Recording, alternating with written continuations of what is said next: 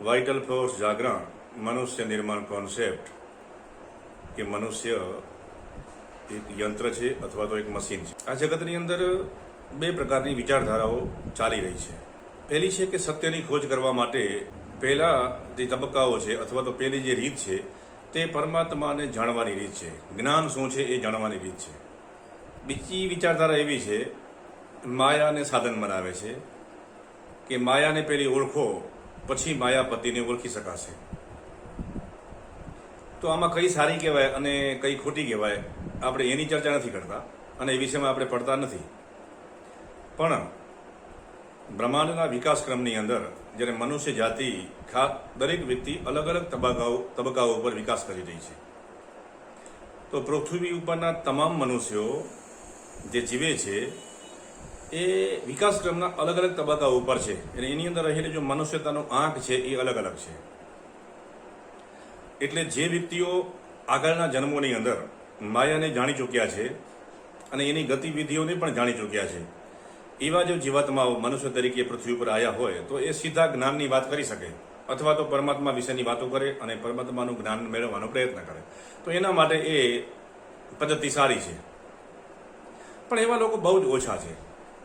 જગતની અંદર લગભગ 90% પ્રજા એવી છે કે હજી વિકાસના તબક્કાઓની અંદર ઘણી પાછળ છે અને એ માયાના અનુભવ લેવા માટે વ્યક્તિઓ એ જીવો પૃથ્વી ઉપર આવ્યા છે. તો જ્યાં સુધી માયાના અનુભવો નથી લીધા ત્યાં સુધી પરમાત્માની કે વાતો કરવી એ બધી નકામી છે. અમે એવા ઘણા બધા માણસો જોયા છે કે જે સીધી પરમાત્માની વાત કરે છે, પરમાત્માનું ધ્યાન કરે છે, પણ એની અંદર રાગ, દ્વેષ, ગુસ્સો કશું જ ગયું નથી. એ બુદ્ધિ કેન્દ્રથી સમજે છે પણ એની અંદરની સિસ્ટમમાં એવો કશો જ ફેરફાર થયેલો હોતો નથી, યા તો એ શારીરિક અને માનસિક રોગોમાં પરિણમે. આજે આપણે આ મશીનને જાણવા વિશેની થોડી ચર્ચા કરશું. તો અહીં ખુલાસો કરવો જરૂરી છે કે આપણે પરમાત્માની વાતો કરવા સિવાય ને સ્થાને મશીનની વાતો શા માટે કરવા બેઠા છીએ? કારણ કે જગતની અંદર માયામાં ફસાયેલા જીવોની સંખ્યા વધારે છે એટલે માયા શું છે એ જાણવી જરૂરી છે. તો માયા શું છે એ જાણવાની શરૂઆત કરવાથી સૌથી પહેલું આપણું શરીર શું છે એને જાણવું બહુ અગત્યનું છે. અને જ્યાં સુધી શરીર શું છે અને તે કઈ રીતે કામ કરે છે એને જાણશું નહીં ત્યાં સુધી માયા જણાતી નથી. તો આ મનુષ્ય યંત્રની અંદર 5 પ્રકારના ફંક્શનો કામ કરી રહ્યા છે. પેલો છે વિચાર, ભાવ, અહેસાસ, ક્રિયા અને સેક્સ. આ 5 સિવાય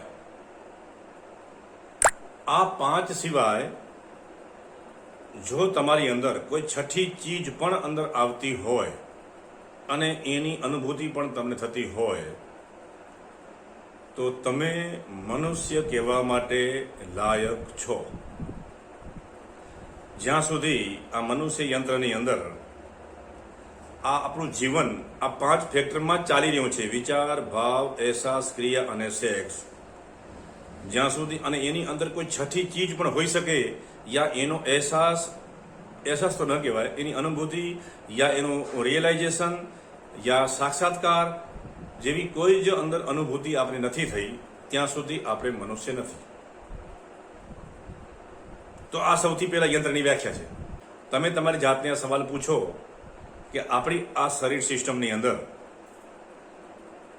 વિચાર, ભાવ, અહેસાસ, ક્રિયા અને સેક્સ આ 5 વસ્તુ સિવાય પણ કોઈ છઠ્ઠી ચીજનું અંદર અસ્તિત્વ છે અને હોય તો એ બુદ્ધિથી નહીં તમારી અનુભૂતિની અંદર આવે છે.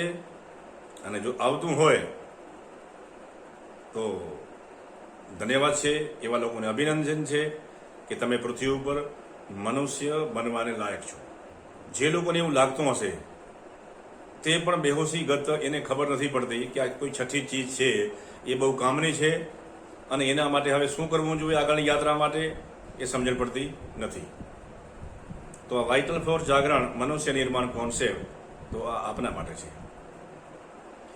અને લગભગ મોટા ભાગની જનતા જ્યાં સ્ત્રી અને પુરુષો એ વિચાર, ભાવ, અહેસાસ, ક્રિયા અને સેક્સમાં ફસાયેલી છે અને એને જીવન માને છે, અને એના સિવાયનું કોઈ જીવન હોઈ શકે એવું એની કલ્પનામાં પણ આવતું નથી. શા માટે આવું શા માટે બન્યું છે? બધા જ કહે છે કે આપણી અંદર આત્મા છે, ગીતામાં લખ્યું છે આપણી અંદર આત્મા છે, બધા સંતો મહંતો કહે છે કે આપણી અંદર આત્મા છે, પણ આપણે ક્યારેય આત્માને જોયો નથી અથવા તો અનુભવ્યો નથી. જ્યાં સુધી મેં મારા આત્માને અનુભવ્યો નથી ત્યાં સુધી તો એ આત્મા મારા કોઈ કામનો પણ નથી, અને મારે એનો કોઈ ઉપયોગ પણ નથી. તો એક પદ્ધતિ છે કે આત્માને જાણવાની, અને એક પદ્ધતિ છે કે જેમાં આત્મા પૂરાયેલો છે એવા મશીનને જાણવાની.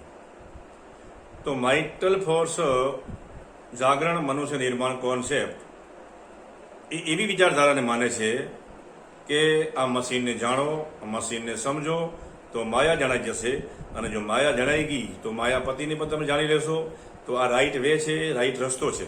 કારણ કે માયાને જાણ્યા વગર જો તમે પરમાત્માને જાણવાની કોશિશ કરી તો તમે એક એંગલથી ભટકી રહ્યા છો. યાદ રાખજો, આ પરમ સત્ય છે. તમારી વિચારધારા તમને ગમે એ કહેતી હોય, પણ જ્યાં સુધી તમે માયાને પણ જાણી નથી ત્યાં સુધી માયાપતિને ક્યારેય જાણી શકશો નહીં છે. અને આત્માને પણ જાણેલો છે, તો તમે એવા કોઈ વહેમમાં ના રહેશો. ફક્ત આપણે વિસ્મૃતિ થઈ ગઈ છે, તો વિસ્મૃતિ થઈ ગઈ છે તો એની યાદ પણ દેવડાવવી જરૂરી છે. પણ ખાલી યાદ દેવડાવવાથી આપણું કામ પતવાનું નથી, કારણ કે આપણો મૂળભૂત હેતુ હતો માયાને જાણવાનો, અને એટલા માટે જ પૃથ્વી ઉપર આપણે પધાર્યા છીએ. એટલે જે કંઈ આ વિડીયોને જોઈ રહ્યા છે તે દર્શકો પોતાના દિમાગમાં ફિટ કરી લે કે યોગ્ય રસ્તો છે માયાને તબક્કાવાર જાણવાનો, અને માયાને તબક્કાવાર જાણતે જાણતે આપણી અંદર સ્વનો બોધ કરવાનો છે. જે આપણી જાત ભૂલાઈ ગઈ છે તે જાતને પણ યાદ કરવાની છે.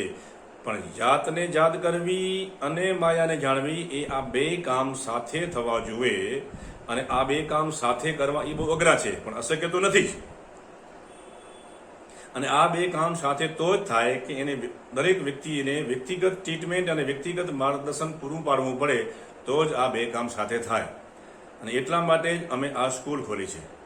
માયાને જાણતા જાણતા, માયાને સમજતા સમજતા, આ યંત્ર રચનાને સમજતા સમજતા એ માયાપતિને આપણે જાણી લેવો.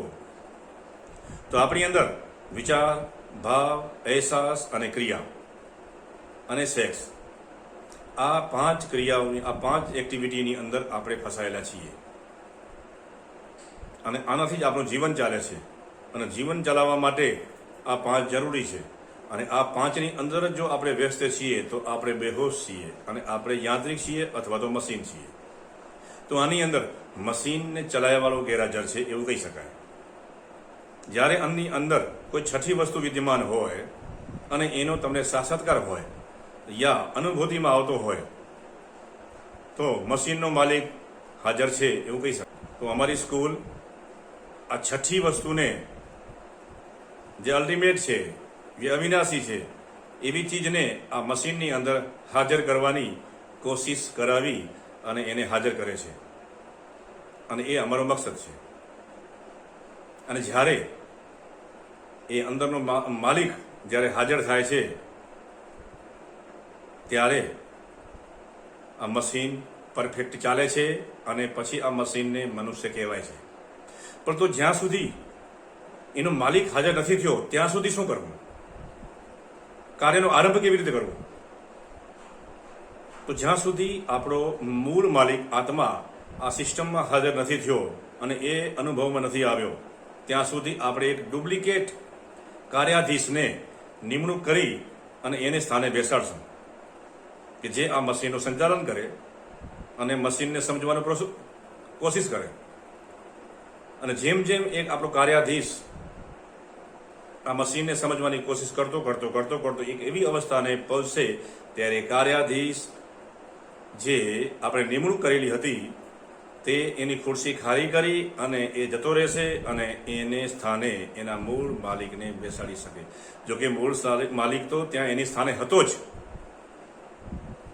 પણ એ ગાયબ હતો, એ અદૃશ્ય હતો. અને આ આખી પ્રક્રિયા અમે અહીં કરાવીએ છીએ, અને એનું જ નામ છે મનુષ્ય નિર્માણ કોન્સેપ્ટ. અમારી વિચારધારા મશીનને મનુષ્ય બનાવવાની છે.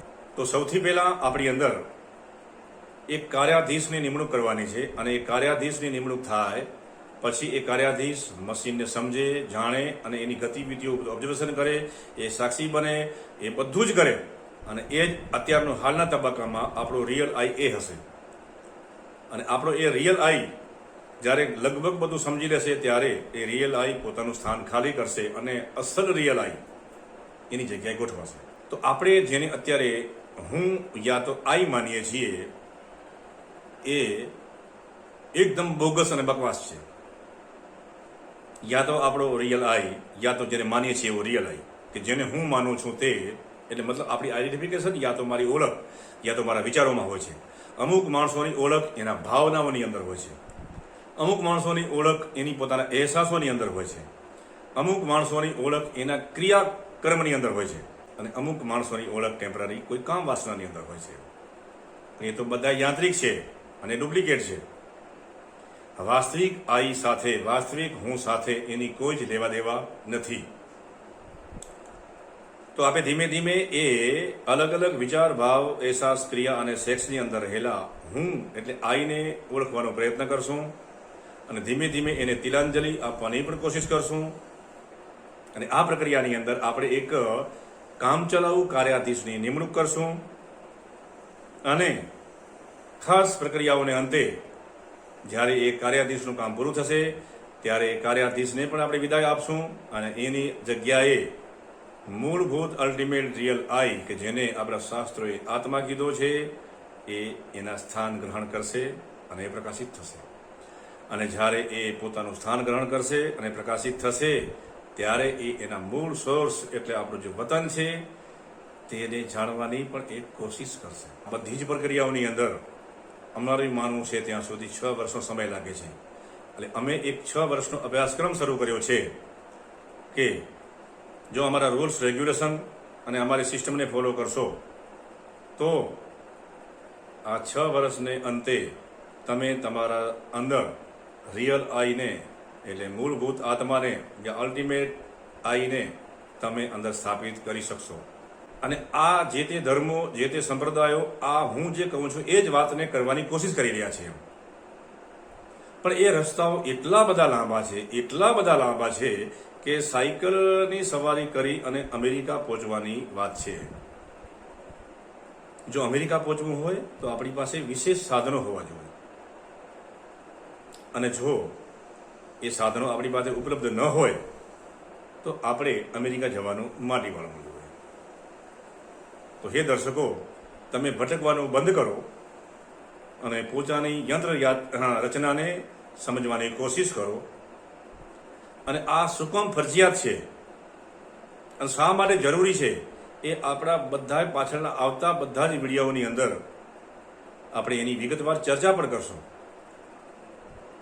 એટલે અત્યારે એક કાર્યાધીશની નિમણૂક કરી અને એને સ્થાપિત કરો અને એની કામગીરી સોંપો કે તારે આ મશીનને સમજવાનું છે, જાણવાનું છે અને એની યંત્ર રચના કઈ રીતે કામ કરે છે એનો અભ્યાસ કરવાનો છે. તો હે દર્શકો, જ્યાં સુધી આપણો કાર્યાધીશ આ વિચાર, ભાવ, અહેસાસ, ક્રિયા અને સેક્સ આની મૂળભૂત કામગીરીને નહીં સમજે અને એનું ઓબ્ઝર્વેશન નહીં કરે ત્યાં સુધી રિયલ આઈની કોઈ સંભાવના નથી. અને એવી કોઈ સંભાવના હશે તો એ તમારો વહેમ હશે યા તમારો ભ્રમ હશે યા તો તમે કોઈ ભ્રમમાં જીવી રહ્યા છો. ફરી મળશું હવે પછીના વિડીયોમાં. ધન્યવાદ.